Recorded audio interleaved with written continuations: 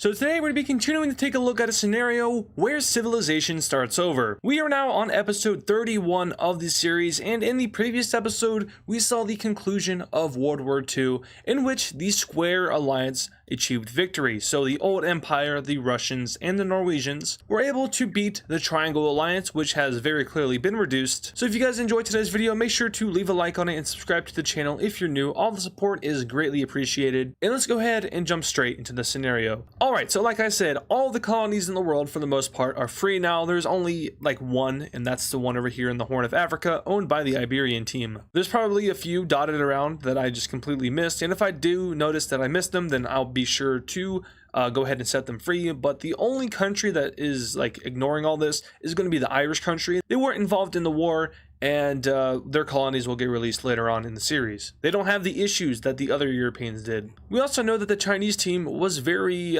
weird in this war. They ended up joining the side of the Square team, and their main goal was to decolonize Oceania and also Africa. They are in favor of a world without any colonization. Now, most people would probably come to the conclusion that they're hypocrites, and that would make sense. I mean, they have the Philippines, they have New Guinea, and they have Australia. These are foreign lands, they're not theirs. So is that kind of hypocritical? Yes, but China said that they were willing to join the war and put aside their colonies and free them if it meant that they would also get rid of any European influence in East Asia and Africa. So that was their thinking process there. Now we can actually officially get over to the whole colony thing. So let's go ahead and draw these new countries. We'll be starting in North America, moving to South America, then Africa, and finishing off in Oceania. And I do want to say, I do not have provinces for these areas. So starting with the Canadian country. This colony, like all of the other European colonies, is just released. It's given independence, and this whole big thing is one country now. Now the issue is that this country is extremely unstable. Most of its population does live down here in the south, in like the New York / New England area, but they also have some people living up here along the Hudson Bay and near Lake Superior. And the very many regions within this country will all come together and decide that yes, there probably should be some splitting up,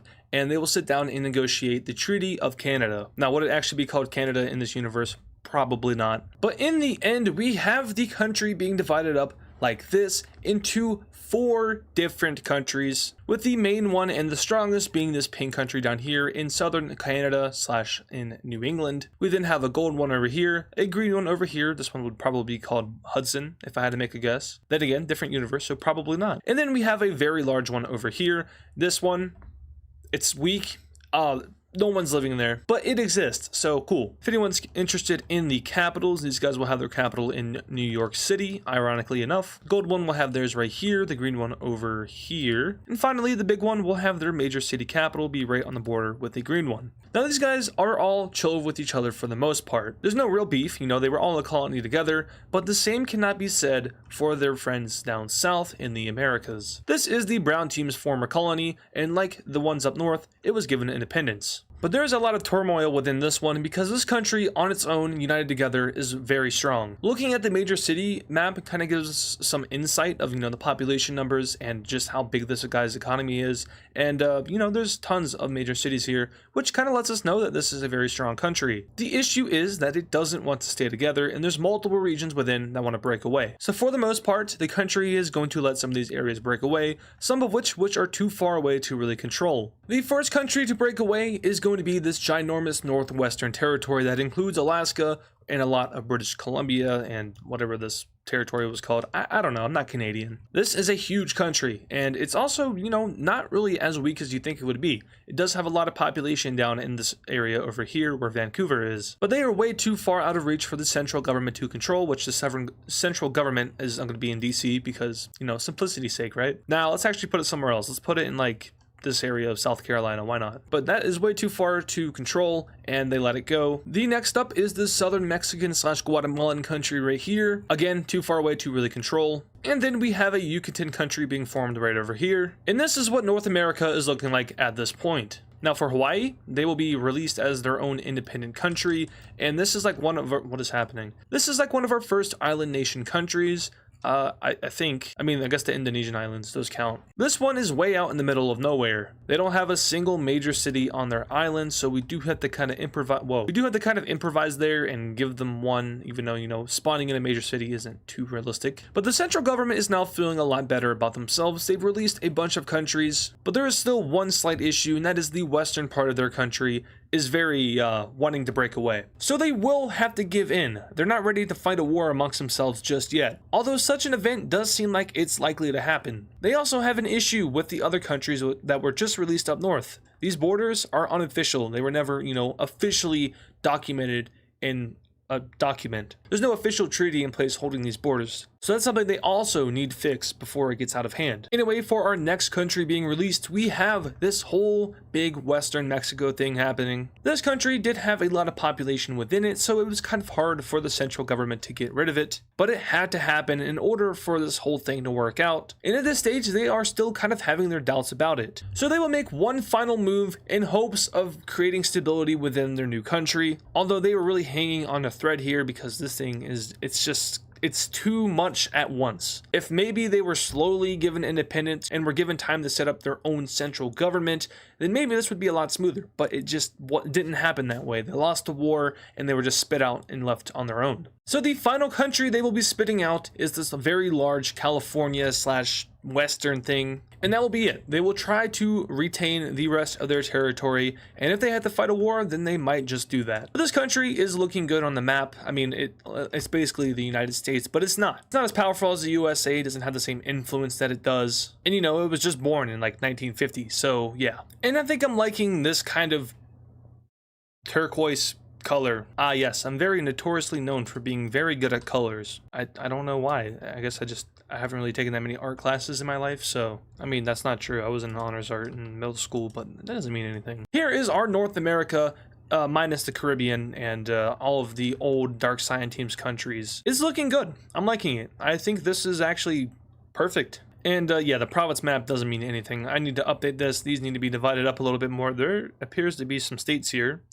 Is that like a Georgia or a Missouri? There's Florida, Texas. I mean, this is Virginia and West Virginia. That's weird. If you don't know the context, we did this all in a live stream. Like this is Africa, and then there's, I think, mini Africa or Wisconsin within it. So yeah, weird things happening. But now to Central America. And as for this country, they are going to be very similar to the Canadian country, where they agree that, you know, it's going to be too hard to maintain under one whole constitution. So let's divide up and let's try to be friendly with each other. So the Caribbean islands are all released under one nation, and their capital will be based over here in Cuba. Kind of like, I mean, it's not really in the center of it all, but if you were to draw a circle, that's not a circle. If you were to draw a circle around that capital, I mean, it's pretty close. It doesn't really encompass all of Puerto Rico though.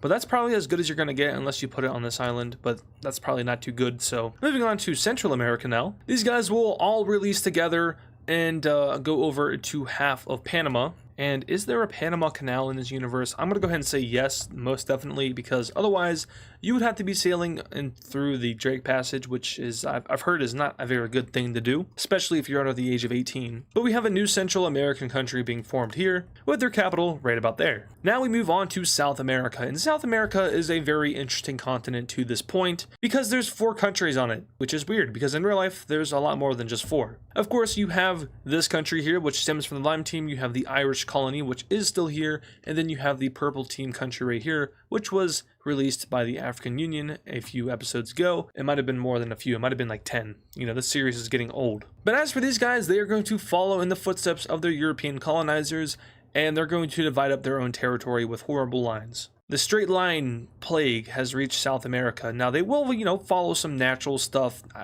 actually don't know if there's any natural stuff here. I'm not very good at geography. But the straight line curse is real. And at the end of it all, we have this country being formed. It's icky, it's gross, but it just has to happen. You know, straight lines, they're not great on the maps, but they need to happen sometimes. I think we can all agree with that, right? I mean, don't get me wrong. I love natural, non-straight borders. I think it looks great. But I think because of our modern map having so many straight lines on it, I think our brains, when they see a map without straight lines, they're like, something's wrong here. There's something missing. So, you know, I like to integrate straight lines every now and then. But as for our next country, we have a small one over here. This is basically just Ecuador. And haha, surveying issue, this doesn't line up at all. Yay, I'm sure everyone will love that. Right, guys?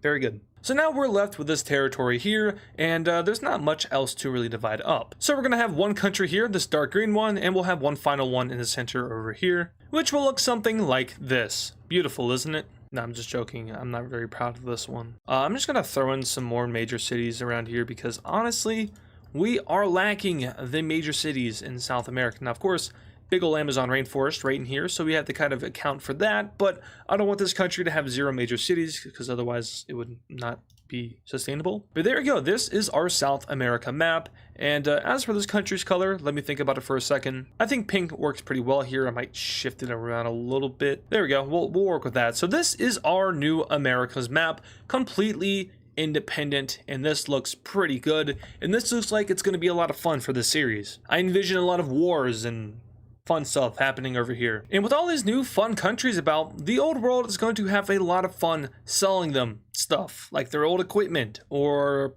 I don't know, whatever they need. So the old rebuilding world, which is at this point basically like the Square team and all of their old allies, are going to benefit tremendously from all these new countries.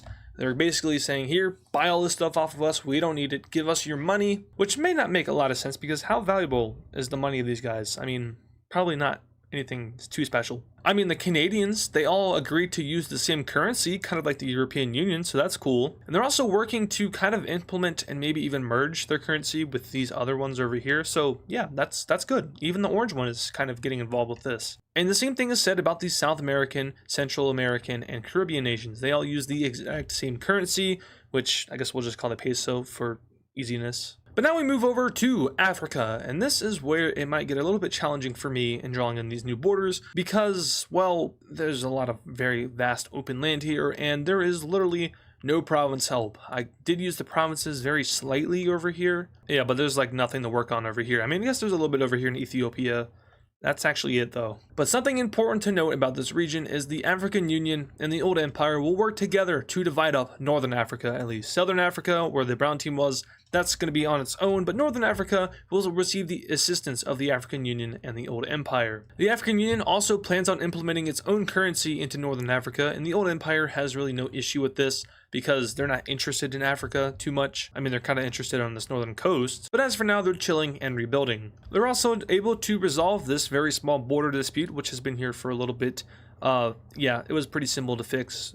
These guys really didn't care too much. That was more of a European thing, you know, they didn't want to be like, oh yeah, just take it. No, they're like, hey, that's my land, screw off. You know, they're stubborn, they're stuck up, they're Europeans. Which is the theme in this timeline. I'm not making any accusation toward the real life Europeans at all. But the first country receiving independence here is going to be Libya. Now this isn't, of course, the actual Libyan country. They don't exist in this universe. But they basically control the same area as Libya does, plus a little bit of Algeria, and then down over here into Egypt and Sudan. But my main point is that I will not be calling them the red team, I will be calling them the Libyan team. Because calling countries by their colors can get confusing and also boring. So our first African nation is released, and you might be thinking to yourself, that's a lot of red in this continent. Don't worry, spoiler alert, the Irish country is going to be decolonizing very soon. Next up, they will be coming over to this colony, which I believe was the green team? Perchance. But the Old Empire will be dealing with the division of this one. So now we have these two countries here. The Old Empire dealt with their borders and they are stable and ready to go. Are they friendly with each other? We'll find out in another video. But all I do know is that the European colonizers left these guys with some horrendous borders. I mean, what is this? You might as well just sell that thing to Libya because, I mean, what are we looking at? Or maybe the Old Empire. Then we move over here to this colony. This one's pretty simple. Nope, not at all. It ends up looking like this. Horrible, confusing, and poorly divided up. I'm sure we definitely won't see a civil war happening here in the next couple of episodes. Totally not. But now for this big old mess over here, the previous colony of the Dark Scion team, which, oh, I was about to say they don't exist anymore, but apparently they do. Now the African Union will once again be handling the division of this one, so let's see what they're able to do. Alright, so that's not bad for one country. Looks pretty good. And then we have another one down here, one down right in here, one over here in the center, and then one over here. So now we have this big territory here. I'm not going to keep going in progressive order. I'm just going to go ahead and divide it up. Alright, so here is all of northern/central Africa, and I'm loving it. It looks great. Zooming out, this world map is looking very fun, and it looks like there's going to be a lot more civilization series happening. We're reaching the age of very many countries, and this is kind of parallel to what happened in real life. After World War II, decolonization happened, and tens of new countries joined the world map. We're seeing that same thing here, but now we go over to South Africa, and this one's going to be a little bit more interesting. This colony is governing itself very well. They will go ahead and release Madagascar on its own though, just because it's, all the way out there, it's harder to control. But they will form into their own country, which is this peach color. I really am starting to struggle with color countries here. Color countries? Colors. Yeah, but once again, not spoiling anything. This might not stay like this for too long. Remember, these countries are just dividing themselves up. It's not like any official thing. They might still have some beef with each other, and they might have to work that out. Some countries still have to assign official borders. So just bear with it for now. It might change. But that will do it for Africa, and we can move over to Oceania, one of the last areas on Earth that need to be decolonized completely. And they like to keep it simple. They will just stay together under one country. There'll be no divisions, and they will just break away as colonies and form their own countries. But now we get over to China, which is a colonizer at this point, but they will soon be releasing their colonies down here. So first of all, they released their Australian one. It stays together, no issue. New Guinea is then split into two with a southern and northern part. And they also release 5 different island countries. Bougainville, the Solomon Islands, and Fiji, and all that stuff. Now China only holds on to Taiwan and the Philippines, and the world is kind of confused about the Philippines. Are they really like a colonized area, or are they simply just a territory of China? We'll find out in a later episode, but that will actually do it for today's episode. The world has been decolonized. It looks magnificent, in my opinion. And I'm super excited to, start to expand upon the lore once more and see what this new world looks like, one that is influenced and pretty much ruled by Russia and the old empire. Now this place is looking a little bit different. The brown team is forced to spit out the country which they owned over here, and the blue team is going to waste no time getting right on top of that thing. I need to watch my wording a little bit. But the blue country will send troops into this purple one just like a year maybe after it was released. Now, I don't know if it really was a year ago that World War II ended. It might have been like 6-7 months. But the blue country knocks out the purple country and fully annexes them. And now Britain is only owned by 3 different countries, being of course the English blue country, Ireland, and then the Northern Scottish country. And speaking of them, I'm going to kind of shift their color a little bit. I think orange on red isn't the most pretty thing ever. This might be a little bit better, but I might also regret doing this. Yeah, I regretted doing it. We're just going to leave it. But now let's jump over to North America, where we have our first major war in this continent taking place. And that will be a war of independence by this central territory over here against the main Central American government. Now, I kind of teased at this in the last episode, saying this might be a possibility, but here we are and here it is. So these guys declare their independence and immediately start their invasion of their former selves. And the Central American government denied their independence. Now remember, these guys gave the independence to the orange country, the dark blue one, and pretty much all of Central America minus this purple thing. But these guys, they weren't allowed independence, and that's because the Central American government, which I don't know why I keep calling them that. And when I say Central American, I don't mean like this Central America. I mean like central as in organized central. Like the central government of the United States is like in DC. That's what I mean, not like actual geographically. But the turquoise people, yeah, I forgot what I was saying anyway. They did not grant them their independence, so they will now fight for it in the First American Civil War. They are quick to capture 2 major cities of the turquoise country and swiftly move along the southern coast of Louisiana, taking out any important stuff down here until they snake over to this area in Mississippi, and a pretty large battle happens here. Meanwhile, elsewhere, they work on an encirclement strategy, knocking out this land and taking it for themselves. And seeing how the turquoise country is now forcing their armies over towards the west, I just spoiled it, my bad. This pink country is going to get involved, and they are claiming to join this war over border disputes, saying, hey, we never worked out an official border, so who are we to really, say that we can't send our troops into this land? There's no official border, so we're claiming this as ours. The turquoise country will immediately pull troops back from this front line in order to stop the pink country from doing what they are doing. I'm sorry, it's 3:30 in the morning. I gotta stop recording at 3:30 in the morning. People are trying to sleep. Anyway, they will then move into Delmarva and take over that peninsula until they start threatening the Twin Cities over here in Maryland/Virginia. The turquoise army will finally respond and start to push them back. However, the damage is already mostly done as they lose this major city over here, and these guys start to move towards the next one in Alabama, and this one is a lot easier to take as they have another victory. They then start to thicken out their front line, beating back the turquoise army armies. And oh, you just had to do it, didn't you? This large country here, which is freaking huge, is going to join the war for the purpose of going south. They want major cities down here because they don't honestly have that many. And this area down here is a lot more populated than their whole country is. So they would move down and capture this city until then going into Wisconsin and taking over this major city. And very quickly, the turquoise country is finding out that they are very weak to invaders, especially when there's 3. This thing is huge, but they just aren't set up government-wise enough to stop these guys from doing what they're doing. So what they're going to have to ultimately do in order to stop themselves from losing this war is sit down to a peace treaty with these 3 enemies and let them get what they want. The good news is that once they agree to peace treaties, they can't go to war with these guys for a set amount of time, so that will at least secure their borders, and they also don't really have an issue with this blue country over here. In fact, they are actually kind of friendly with each other. So let's take a look at what they draw up for this peace treaty. Alright, so looking at these peace treaties here, we can see that, well, these guys got their independence, they are looking huge, and like I said, I think I said it at least, when the rebellion happened and the Civil War took place, that the red color thing, that was just a rough outline. I didn't want to take my time drawing in official borders and then having to undo it and redraw it again.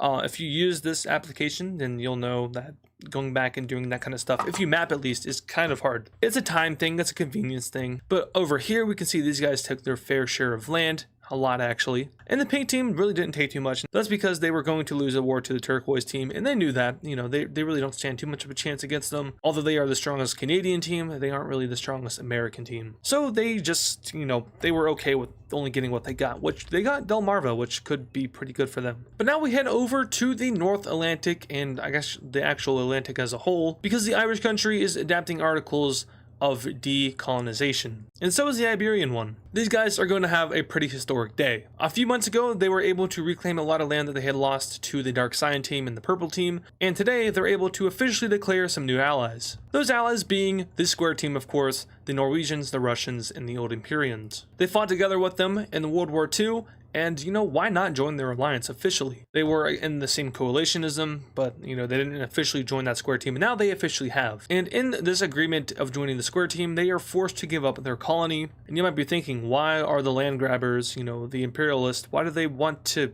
make their ally get rid of land? Well, that's because the old empire is trying to become friendly with the Chinese country. They are already on good terms. They were on the same side in the same war, but the old empire wants to build that even more, and they want to become a lot closer. And having a member of your alliance having a colony is not a good way to appeal China. So they will be forced into releasing them, and these guys will become their own country. And, you know, I guess, color these guys brown, since that brown team they invaded at the start of World War II technically was here, but I don't think brown would really mesh too well with these other countries.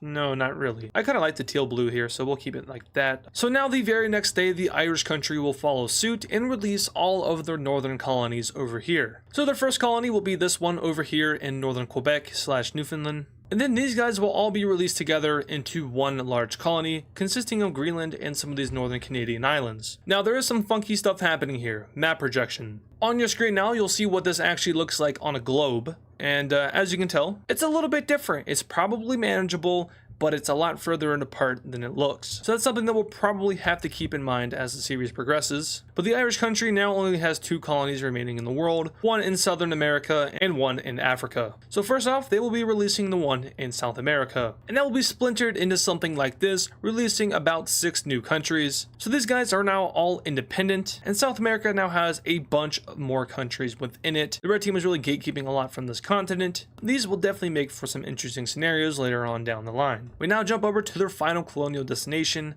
in Central Africa. And this one's going to be a little bit different. First of all, they will be signing a treaty with the Tanzanian country to go ahead and give them the land over here for a price. So, in better words, they just sell it to them. I don't know why I have to be so complicated sometimes. But as for the rest of it, it will be divided up into multiple countries. And here are our 3 new countries here, the dark purple, yellow, and red teams. I really struggle to find an appropriate yellow color in this series because, like, this is base yellow right here. But this one actually kind of works. You know, you can see the cities. That's an interesting issue, but not my problem. Anyway, I think the world is now officially decolonized. I could be completely wrong, and you can yell at future me, not current me, because current me, no. Not my fault. Future me will have to deal with it though, so yell at him. How's college? You've been there for over a month now. How you feeling? You feeling good? Feeling bad? You enjoying yourself? Hopefully. Let's see, you guys are seeing this on the 21st of September. I'm recording this on the 18th of August. Weird, very weird. Anyway, we are now moving out of the era of colonization and into the modern era. And speaking of the modern era, an interesting event just occurred in the Brown team. These guys are traumatized. They are embarrassed and broken from the fact that they just lost World War II, and they lost a majority of their territory. They are now just here. They are also in Iceland and a little bit of Greenland. Oh, also, I guess I could technically decolonize these areas, but I feel like there isn't really a need to. How about this? They give up their Greenland colony claim because that just looks way better, but they hold on to Iceland. Anyway, here, what are they doing in Amsterdam? Well, they just developed the nuclear bomb. It was bound to happen eventually. It just happened at a much later time in perspective to our timeline. You know, the nuclear bomb was developed during World War II. Here it's being developed after World War II. And the Brown team didn't get destroyed. You know, they're still around. They have the same government, and there was no penalization by the Square team. So they were able to continue working on their project, which is the Amsterdam project. And they do have a prototype, but the only thing is they don't have any colonies to test it in. So what are they going to do? They're going to nuke Iceland. So they drop the nuke on Iceland, it explodes, and the test is successful. Issue is that Iceland is volcanic, and one of their volcanoes here are going to get affected by the nuclear bomb and erupt, plunging the world into a miniature ice age. Yeah, bet you didn't have that on your bingo sheet, did you? What's that, Jeff? You called bingo. Oh, bullshit. Get out of here, buddy. So the world is experiencing a mini ice age, which might last for about 50-ish years. That's what I'm going to say, at least. Realistically, I don't know how long those things last. I mean, I do know. I just forgot, though. Earth science, I didn't really retain much information from there. But in this timeline, it's going to last 50 years.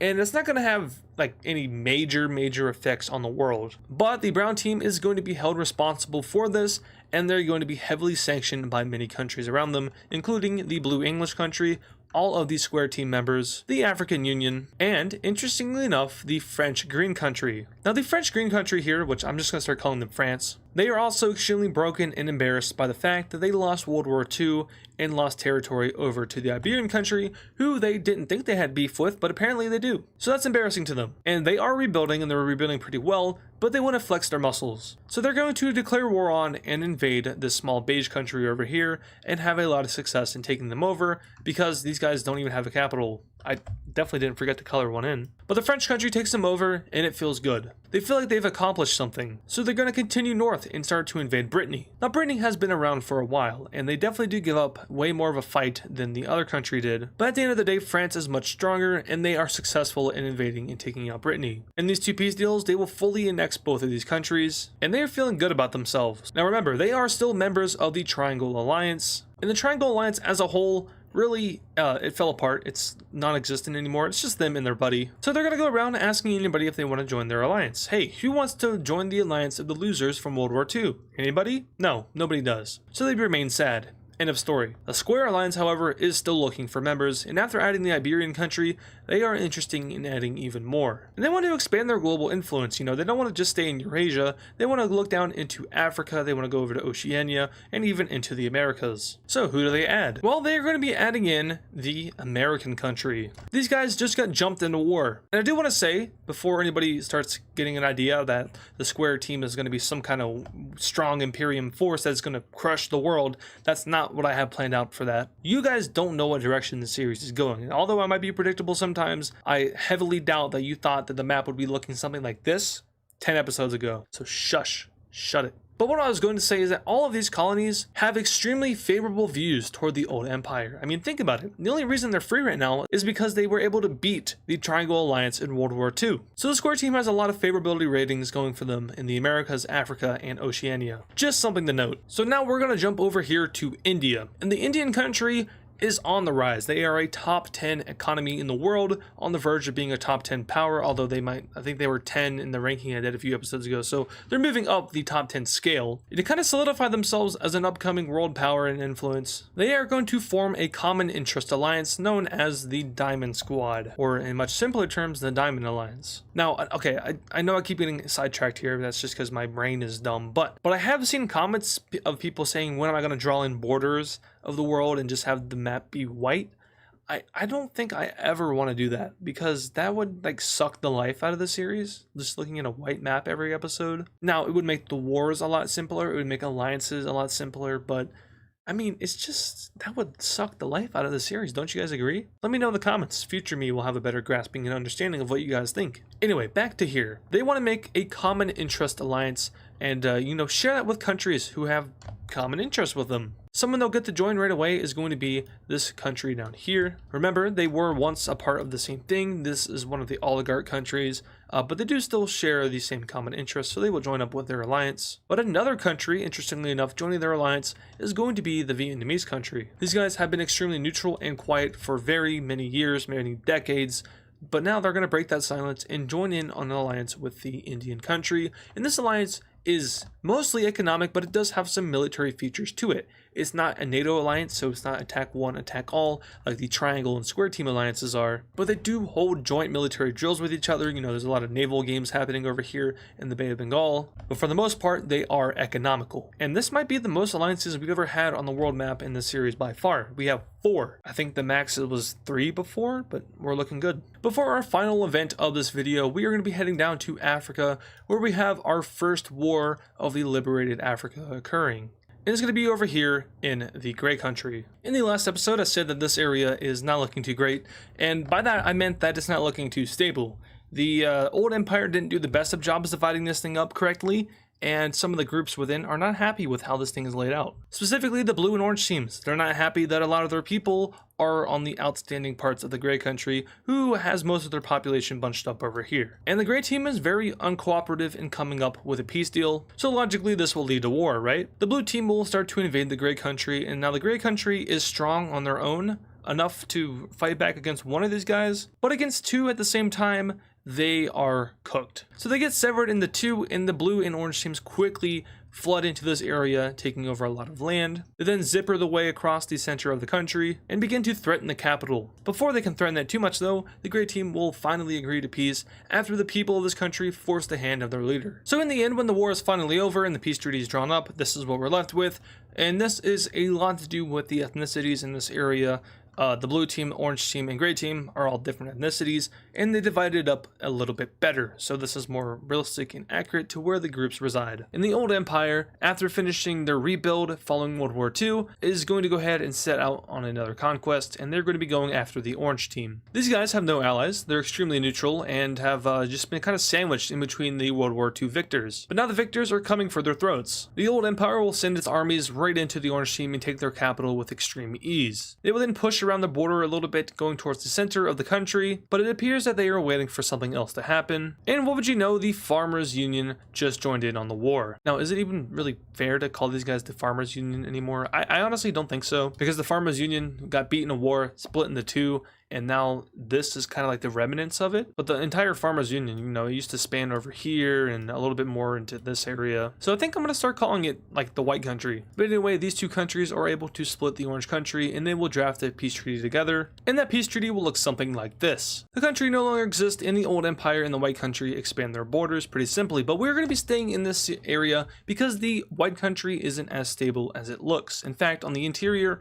they were having a lot of issues in controlling this area, which they just received in the war. It's also kind of far from home, and it looks kind of weird on the map. But these areas are so different from each other, and that's because they've been under different rulings. The Farmers Union is a stem of the Yellow Country, which was an OG country that no longer exists anywhere. There's no trace of it on this map. The Gold Country was kind of the remnants of it, and then that thing's gone. And this is a remnant of it, but it's so faded and far from that stem that it really isn't. Although that is where it comes from. But OG country-wise, Purple Team is still here, which is miraculous. I don't know how. They were here in episode 1 and they still are here. Now, of course, different governments, different regimes, a whole lot of replacement and displacement. So it's not really the episode 1 purple team, but it kind of is. And I guess the red team and the blue team are here too. They're just under a union. Oh, and the green team. All right, apparently I don't know what I'm talking about. But to the white team, they are going to make the decision to just peacefully split into 2. They don't want to spend the time, the money, and all the issues that come with assimilating countries.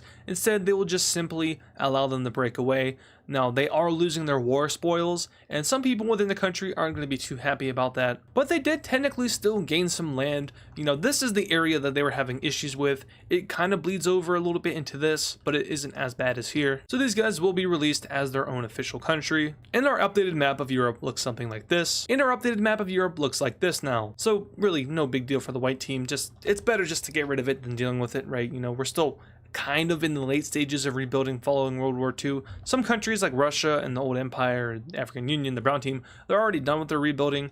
But, you know, that doesn't mean that every other country is. But now we're going to head over to Central Asia, where we have probably one of the most unique and random events happening. The leader of the blue team is not popular in his area. Of course, none of these countries like each other a lot. It's Central Asia. This place has been historically filled with war and hate, but they do all have something in common, and that is their hate for the blue team and its leader. Now, the leader isn't necessarily popular. They're kind of like a dictator here. The people aren't too fond of him either, but something happens that is going to ruin him. Now, for some context, the army of the blue team is a very divided one. You of course have your army, your navy, air force, blah blah blah blah. And I just said navy. These guys don't even border water. What is wrong with me? But you have your army and your air force, and within the army there is a lot of different groups that are all like considered the army, but it's kind of like a bunch of mercenaries.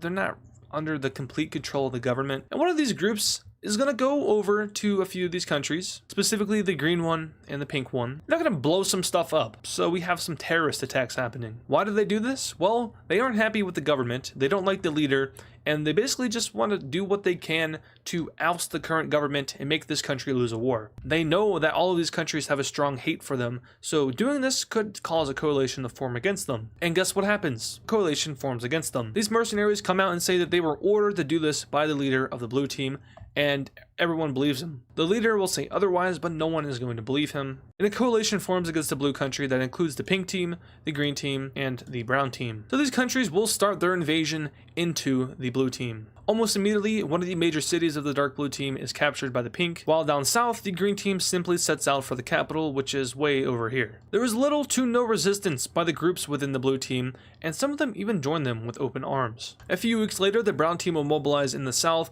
and this is a very important front because there are multiple major cities in this area. They're able to capture one of them, which looks to be a previous capital of another country, and are threatening towards the third one. Meanwhile, up north, the pink team pulls off a very impressive campaign in which they cut off and capture one of the most major cities of this country. The majorest of the major that isn't the capital. Make it make sense. They will then start to stem towards some other major cities, capturing that one, and then spearheading towards this one and achieving victory. All in all, their strategy is pretty simple. Capture major cities and sever them from the central government. The green team is a little bit more focused on just taking over provinces and regions because there really aren't any major cities where they are invading. But the blue team isn't just going to get rolled over. They're going to pay a high dollar amount to another group of mercenaries to come in and stop these guys from their invasion. They will focus on these southern regions because they do have a lot of population here, and they are successful in capturing one of the major cities. However, some issues are ran into as supply issues are preventing this group from going any further and recapturing this one. Up north, they are successful in repelling the green team for a little bit, and even are able to push back the pink team from the city they just captured via spearhead. But the pink team and the green team will open up a new offensive over here where the mercenaries aren't at just yet. Sorry, it's 5 in the morning right now, I'm struggling. And they will continue on in this region, once again starting to head towards the capital until the two armies merge into one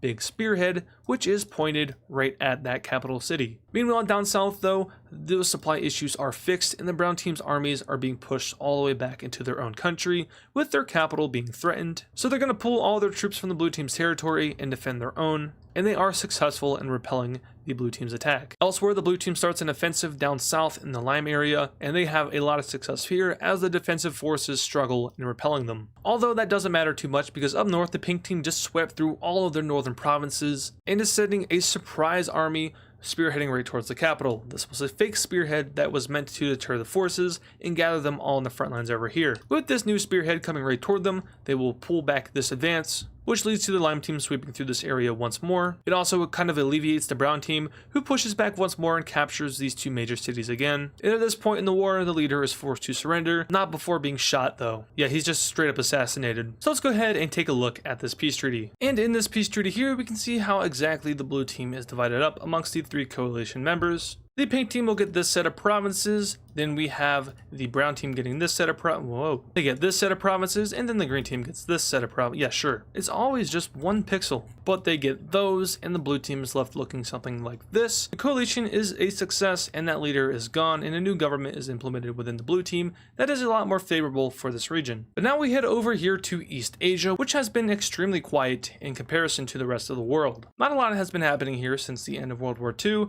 And, well, I mean, nothing really happened here in World War II, but the Japanese Isles have looked a little different. But we're going to head over to Korea. Korea is one of the oldest countries in the world. They are from a group from the red team, I believe, the original red team that migrated over here. They branched off, formed all their own stuff, and are even under their own religion, which religion map extremely outdated. I might be updating this like in between because I'm not going to record another one of these videos for about a month and a half. So that gives me some time to maybe work on the provinces, the religion, all that fun stuff. But these guys are OG, and they once had a very strong empire. You know, it went over into China, they had all of Japan, they also had over here in Alaska, and that all fell apart for them. But they get a new leader elected who is looking towards the past and wants to kind of follow the tracks of the old empire and restore the glory of the old ways. So what they're going to do is they're going to declare war on the gray team. The gray team is also one of the oldest countries in the world. They have been here for a very long time, and they really haven't had too many issues with Korea in their lifespan. But today the Korean army will march past their borders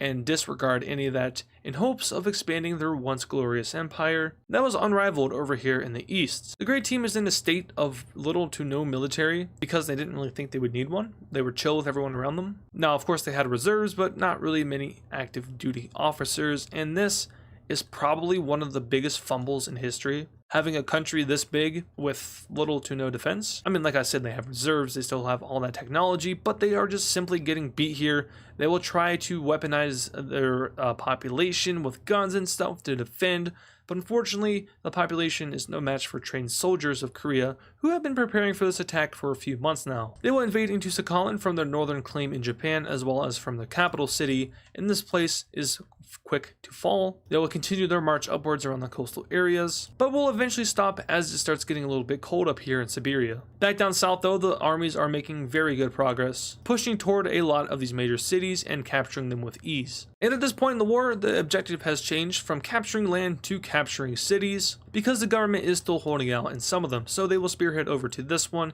capture it with ease, and then move to this one. They will also follow the border of China, which kind of puts China on alert. You know, there's active duty troops on their border, but they will spearhead up to this city and then over to this one. Finally, they'll capture this one and move over to this one, and those are all the major cities of the Dark Cyan team, and they will finally surrender over to Korea. One of the larger countries in the world just fell over to a smaller one, and that really goes to show that size doesn't matter. And in this treaty here, the Koreans will take a lot of land from the Dark Cyan country, a lot of their important land, crippling the country and leaving them to only a few select provinces which have little population within. The remainder of the country is weak and will make the ultimate decision to unite with this country over here, forming a greater Siberian Union. And trust me, both of those countries needed it. First of all, this country right here that was, before the Union, isn't the strongest, and they could definitely use all the land and resources that come with the Dark Cyan team, who had little to no population and definitely needed a host to exist. So they unionized together into this, which at this point is basically just Eastern Russia. So Asia is experiencing a lot of changes in this new time period. That's mostly because it was uninvolved with World War II, which let them kind of, rebuild from that Great Depression and just ignore everything that Europe and the rest of the world was doing and focus on their own regions, and this is the result of that. But moving from East Asia over to Africa now, we have a transaction taking place. This country here, which just received its independence, is going to make a bargain and deal with the old empire. The old empire isn't completely, just straight up World War II Germany like government. They're not fascist. And I think it's fair to say at this point that the world is looking more towards elections and democratically elected leaders as opposed to monarchs. The losers of World War II definitely resorted to that. They now elect their leaders. The monarchy is kind of dead. Same thing with Ireland. All of these guys have democratically elected leaders. Same with these guys. And really, there's only a select few countries with monarchs like the old empire, Russia, Finland, Norway, and that's really about it. Everyone else is elected. Going back to what we were talking about a second ago, these guys are going to make a trade with the old empire, and they really want sea access because they are suffering from not having sea access. So what they're going to do is they're going to go to the old empire and basically just ask them for a small strip of land to connect them with the ocean. And the old empire will grant that to them under the condition that they also get land back elsewhere. And the land that they are looking at achieving is all of this. And honestly, the Peach team doesn't have too much of an issue with it. There's no one really living there, and it could really only just be used for its resources and probable oil. Is there oil here? Probably, right? You tell me, Sudan. But they make that exchange, and both parties are happy at the end of the day. It doesn't really bother the old empire too much because they will more than likely be forcing access through here, so even though it's owned by the Peach team, they're still allowed to move all of their military and economic stuff through here. I'm sure that wouldn't bother these guys because, you know, they at least now own access to the sea. So you guys are probably thinking like, wow, we just got this whole new map in the new world, all a lot of fun stuff over here, but we're still talking about the old world and all these old empires and stuff like Korea and this union. Who cares, right? Let's go to the new world and have some fun. Well, I have some fun and planned for you because these two countries right here are going to war. Remember, they stem from the brown team, and the brown team's colony was not very peaceful when it split up. There was not a lot of agreement, and the central government over here really just kind of threw these guys out because they didn't want to deal with them. Previously, these guys broke away in a civil war, but they still do have overlapping claims and beef with this Mexican country here, so it's time to solve that issue with war. They will send their declaration over, and the troops will begin to move and march towards their capital city. And if you're wondering what the claim they have, is basically over here in northern Baja California and on the west coast. Now, the gold team also has their own claims, specifically over here in this area, so they will also begin to march their armies into here, taking over what they claim is theirs. They'll be the first country to capture a major city, and they'll start to move towards the second one, capturing it as well. Over here on the west coast though, the white team has a ton of armies prepared for this, and they start taking over and severing Baja California from the rest of the main country, moving down into the peninsula and capturing yet another major city. They then start to march in from the outskirts, while the gold team continues to focus in on taking over the central land. And they're doing very well. Now this might be a perfect time for the turquoise country to get involved and start invading the white one. The only issue is that that peace treaty is still in effect. They sit it for 20 years, and that means they can't go to war with these guys, or these guys for that amount of time. They wanted to be careful, they wanted to be able to rebuild and fortify their country before going to war ever again. And that prevents them from jumping these guys, which, you know, I mean, they don't have to honor that peace treaty technically, but the international community would not be such a fan of such an action, and they could even get booted from the Square Alliance, which they joined in the last episode. So they'll refrain and continue to rebuild, and simply just monitor this war from afar. The white team's armies are rolling through this area of the gold team, moving right towards their capital, and the same is said for the gold team over here, moving right towards their capital. They start taking a lot of land in coastal Texas, which is hurting the economy of the white team tremendously, but the white team is just simply too focused on taking out these guys' capital. Eventually they'll move around and begin to encircle it, and the same happens over here with these guys' capital. Eventually the gold team will be successful and take the capital city of the white country, and a day later these guys' capital will fall as well. So we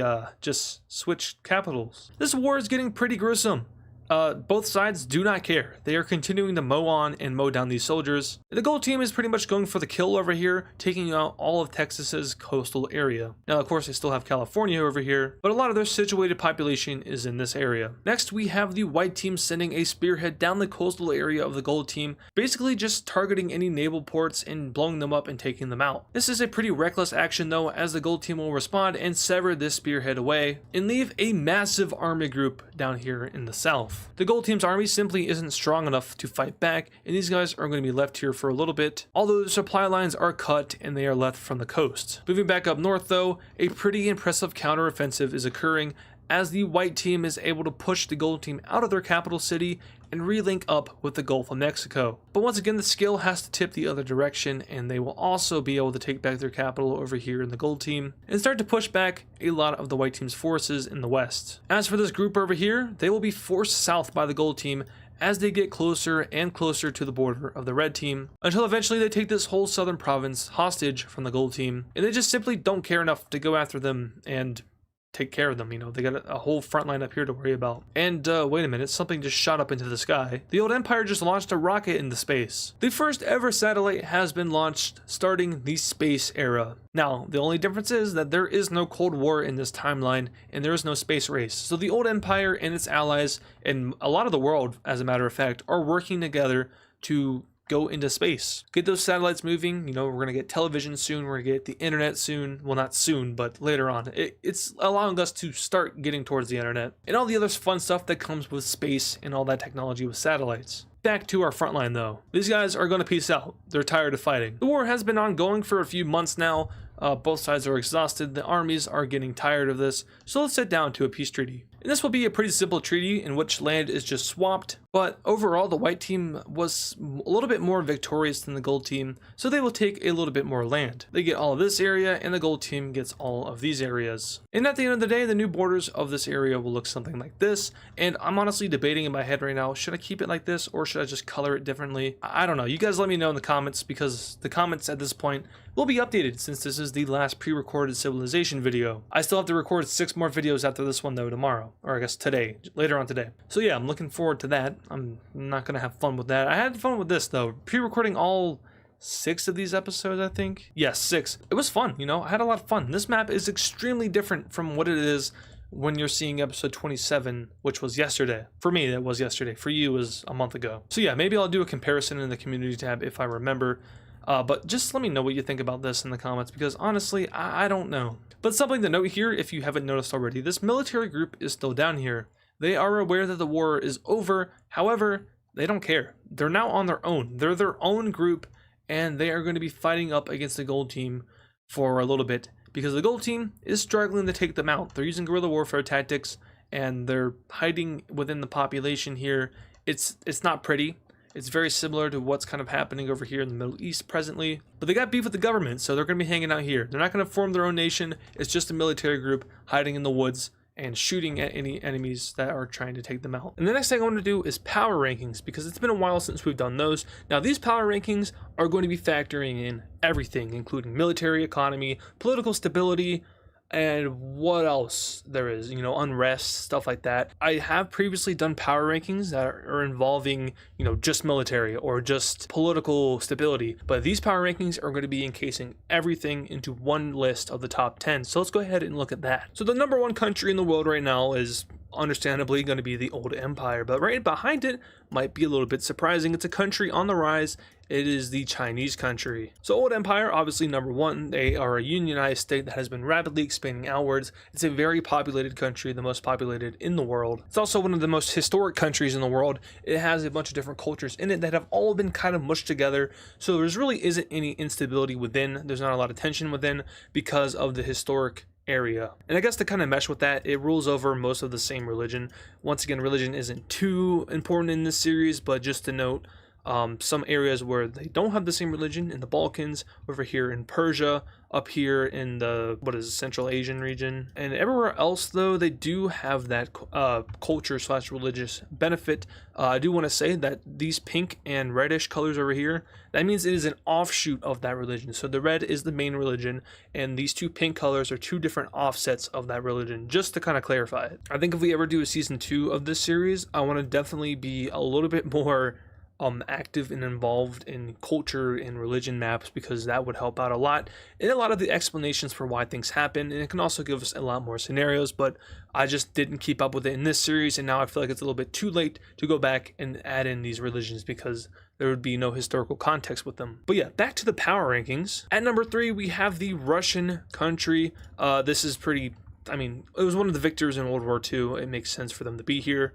And then now we get to number 4. This is where things get a little bit complicated, because there are a lot of contestants for who could be number 4, including India, including Korea. Actually, that's really it, because the triangle team is in rebuilding. You know, they're of course going to be a lot more weaker right now than they were before, but I'm going to go ahead and give it to India. Now, remember, the Lime team was a country that ruled over the Indian region, and most of their industry was over here in this area of India going down into the peninsula. This is where they had all their industry, whereas they had most of their government over here, where the old empire's puppet is now, which means that this country is very populated, very economically set up. They may not be all there politically and military wise, but they are super set up to have a really good economy, and that's exactly what they have. And with good economy, you can fund that military, and you know, you have a lot of money that can get you a lot of military. So without a doubt, the Indian team has been taking this to their advantage. They've used the assets left to them by the Lime team, and they are probably, the fourth strongest country in the world at this point. And at number 5, a country that has definitely crept its way back up into the top 5 is going to be Korea. Now remember, Korea has been isolationist for a very long time until recently they set out, they kind of militarized their economy a little bit, and they went on to a series of invasions in northeastern Asia. That went very well, and now they've kind of slowly crept back into that isolationism, although not fully, but they're definitely having a more emphasis on their economy. The whole world as a whole is kind of investing in their economies. It's leading to kind of an economical boom, kind of similar to what happened after World War II, at least in the US. It wasn't like that in the whole world, but some countries, make a lot of money off of these wars. But now we can look at number 6, and now this is where it's kind of a shot in the dark, because there's a lot of options for number 6. I would argue that the brown team is probably still one of the strongest countries in the world. And you might be wondering, how so? Because they just lost so much land, They had all of this over here. All of this land right here was a part of the brown team at one point. Or actually, no, it wasn't this, but it was this. And of course, they had all their colonies across the world. But the thing about the brown team is very similar to what happened to India. They have all of their population and economy and military political stuff. This is their important core territory right here. So although they did lose, over 50% of their total mass, all the important stuff is encased right here. So I would argue the brown team is still the 6th strongest country in the world, even after losing over 50% of their territory. It's probably even more than 50%. That's just a very kind generalization, because, they were reaping in money from all of their colonies, and that's, kind of what led them to revolt. They don't have that money anymore, which sucks, but they have a more focused area that they can concentrate their investments on, and I think that kind of warrants them in top 6 spot. But now on to 7, 8, 9, and 10, because I do kind of want to move on to some other content in this video. There's a decision to be made here, and I think I'm going to go with this country here, the Iberian one. I'm going to go ahead and put them as IB, but this country is one that was a victor in World War II, not because of what they did, but because what their allies did. And I'm totally forgetting something very obvious here. Go ahead and scratch that. Let's put the African Union at 7. In fact, I would argue that they probably go at 6, maybe even 5. I don't know why, I just completely forgot about the African Union. I'm going to also justify it real quick, but just real quick, we'll put the Korean country back at 6, and then the Iberian country back at 7. But the African Union is huge, and it's definitely one of the strongest countries in the world. It's definitely trending towards being one of the great powers, although the only country that is technically a great power right now is the brown team, because they have nukes, or they have one nuke. They have tested one nuclear weapon, and that's something that we're going to expand on a little bit in this episode as well. But the African Union, yeah, they're top 5. I don't know how I completely forgot about them. But then after that, we have the Iberian country, and once again, we're getting to the point now where it's just like, what country really is next? You can make a case for the southern Chinese country, maybe Vietnam. They definitely have gotten big, but I'm not sure if their economy is as robust as some of these other countries. I don't think that any of the new countries are going to make this list, because that doesn't make much logical sense, although this one right here could have a case. I just don't think that they're set up and stable enough to make the list. And I could just be completely missing a country here, and if I am, I'm super sorry. But I'm just looking around the Irish country. That's what it is. I'm going to put the Irish country actually above the Iberian one, but I'll put that one down one spot. So I do keep dropping the Iberian country, but it's not because they're weak, it's just because I keep forgetting about other countries like the Irish country. These guys just decolonized, so that definitely hurts their economy a little bit, but once again, they have their core territory to focus on and invest in, so in the long run, they should become a little bit stronger. I think we also can look at the Norwegian country as one of the top powers in the world at this point. I'm going to go ahead and put them as a no. That's pretty self-explanatory. They took over Denmark from the brown team, and they rule over almost all of Scandinavia. And now we're looking at number 10. Now this could really be like a big 3-4-way race between a lot of countries. I'm looking at the French country in particular for this spot. I think that's what I'm going to do. But I'm also looking at the Vietnamese country. I'm looking at the southern Chinese country, maybe the red team in Central Asia. I'm looking at like the Farmers Union, maybe even the purple team to an extent. But I think the French country is probably going to take the spot here. And these are our top 10 countries at this point. The old empire, number 1, China, number 2, number 3 being Russia, and then India at 4, the Asia at what? My brain malfunctioned. But African Union at 5, Korea at 6, India at 7, not India, Ireland at 7, the Iberian country at 8, Norway at 9, and France at 10. So I'm gonna be honest with you guys, I probably won't remember these rankings too well, but I'll try my best to adhere to them. But I do have a set plan set out for the series for the next couple of episodes. I've been taking in suggestions during my time not recording, and I have a game plan, and it's gonna be good, and it's gonna be amazing. It's going to be crazier than World War II. It's gonna be crazier than all the colonization that happened. It's gonna be amazing. So do stay tuned for that. But now we need to establish some other things just before we get there. There are some fundamental things that are happening at this point in the world, such as the development of nuclear weapons in the space race, which really isn't a space race. It's more so of just going into space. There's no rivalry just yet between countries. Well, we're gonna get there eventually. But the old empire is shooting rockets into space. They're doing so with their allies. The whole world is kind of in on this thing. But there is a slight issue. There is a evolving power dynamic taking place in Asia, and it's not good because the top 3 countries in the world are all friendly with each other. However, they're all rivals. So that's the old empire, that's Russia, and that's China. And remember, the old empire and Russia are very close to each other. However, they are slowly starting to split apart. It's like, I guess, what is it, mitosis? I haven't taken bio since freshman year of high school. I should know what it is, but it's like when the cell splits. It's mitosis, right? But that's basically what's happening here. You have the old empire and you have Russia, and they're slowly starting to kind of break apart like that. And of course, China already broke apart after World War II, but now it's happening with the old empire and Russia over a series of disagreements on Eastern Europe. More specifically, it pertains to the Farmers' Union, the Purple Country, and the brown team even going up into Finland. The Russian Empire wants to go ahead and they want to take land from the Farmers Union and the purple team, and they want to go ahead and split it with the old empire. Now, the only issue the old empire has with that is that historically the Farmers Union is a very close and friendly country to the old empire. The people here, there's love for each country within and amongst the civilian population.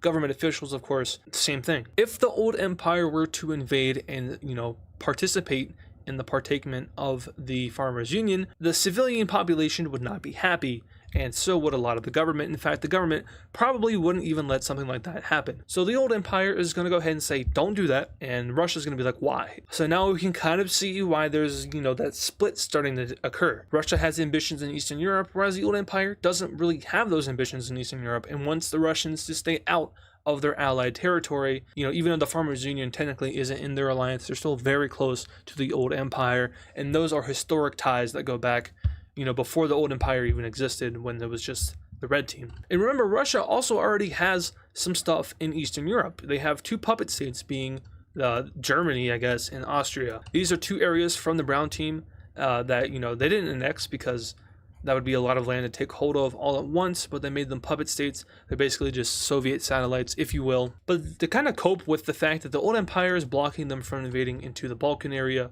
the Russians will go ahead and declare war on this tiny little satellite state over here that was once a part of the Sweden. And this war goes just about how you would expect it to go. Very quick, and the death of that country. And just like that, they are wiped off of the map. It was a small country. It's kind of like Danzig. In fact, it really was exactly where Danzig was. I mean, it was a little bit over here, but same area. There's going to be no repercussions though, because why exactly would there be? Nobody really cares about that country. What is the old empire's response to this? They really don't have one. They still are fundamentally imperialist. They are still looking towards invading and expanding their territory. They just right now are not doing that because they're kind of focused on going up into space. They launched a satellite in the last episode. Since then, they've launched a few more, and there currently is a program to put a man in space, but that's not their main priority. Their main priority is catching up with the brown team in terms of technology. Remember, the brown team has tested a nuke on Iceland, leading to a kind of mini ice age happening. That doesn't really have a super major effect on the world, but it's a fun little kind of natural disaster event to talk about. And they're responsible for it, and they're getting sanctioned for it. But the old empire knows that, nuclear bombs are maybe important to have. So they have their own nuclear program, and how close are they really to achieving, nuclear status? Very close. They may or may not have a lot of intel on the I think I called it the Amsterdam Project. Kind of like how the Soviets in real life were all over the Manhattan Project. The old empire is all over the Amsterdam Project. And they are very close to developing their first nuclear weapon.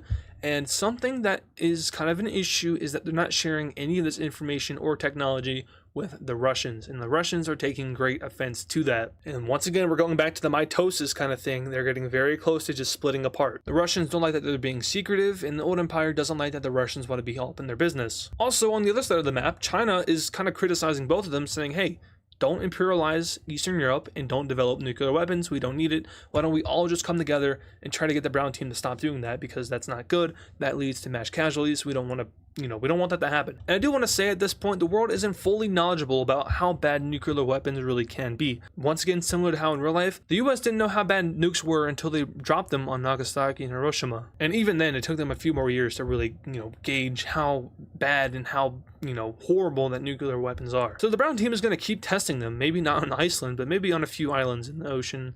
I'm sure they might have one or two that I forgot to color in differently, like, yeah, this one right here. So maybe they're testing their nukes there now, but they're definitely not nuking Iceland, because that obviously had a very bad effect. So where's the old empire going to test their nukes if they ever get there? Probably in the desert, in the Saudi desert, maybe. Probably not near Mesopotamia, but down here. Maybe even in Africa, like in Egypt. Actually, a good explanation for why they bought this land in the last episode was to test nuclear weapons. So there we go. There's our reason for why they bought that land. But yeah, old empire developing nukes. Russia wants to also develop nukes, but old empire's not sharing information with them. So Russia's going to have to go behind their back and also infiltrate into the Amsterdam project. And ties are once again starting to separate. And now let's talk about the power dynamics between the old empire and China, because remember, this is once again kind of a triangle of world power right now. These are the three strongest countries in the world. It is kind of leading into a tripolar international system. And if you know anything about international relations, that is not a good thing. That is very dangerous. They're not nuclear just yet, so it really isn't as bad as it could be,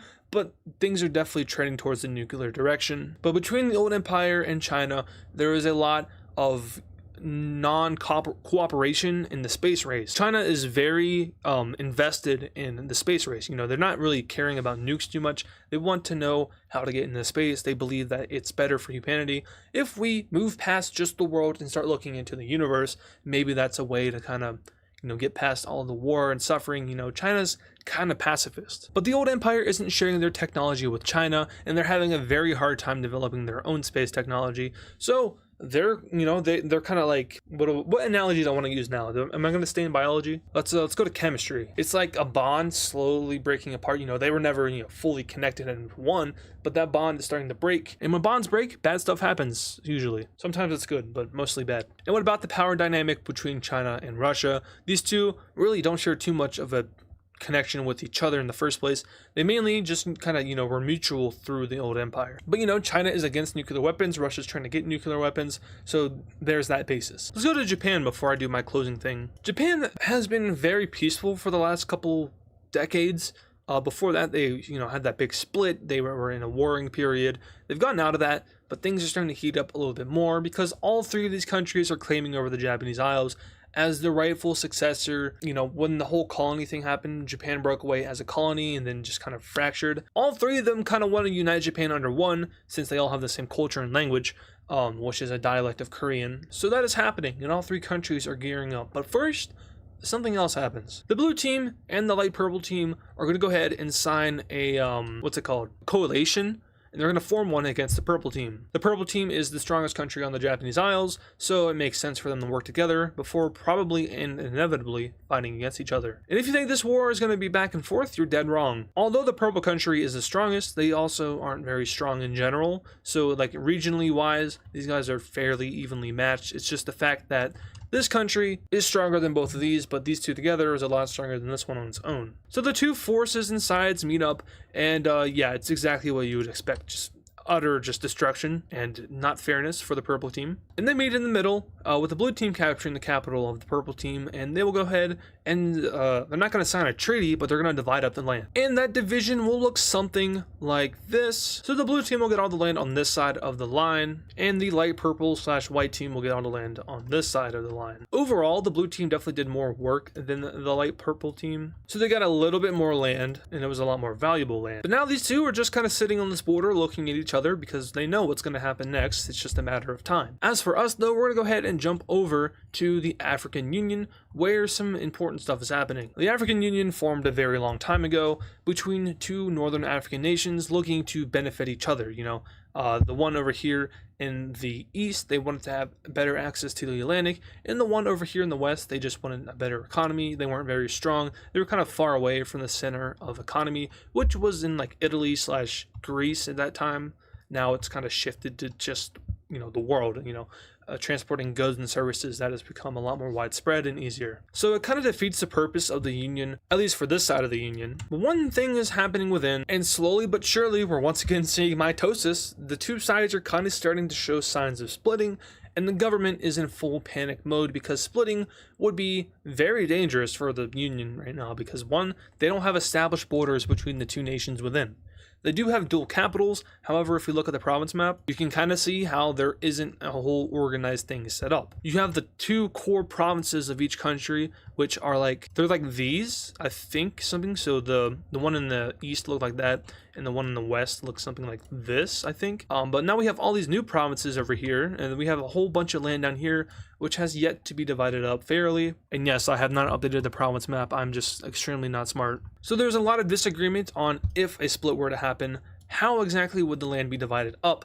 And that is starting to cause tension. Before it was just a matter of discussion, like, hey, if this thing really does start to fall apart, I get this land, you get this land, right? And then the other side would be like, no, I get this land. And eventually the thought of it happening starts to turn into like, when is it going to happen? Instead of bringing it up in discussions, they're having full-on debates about how this thing is going to be split up.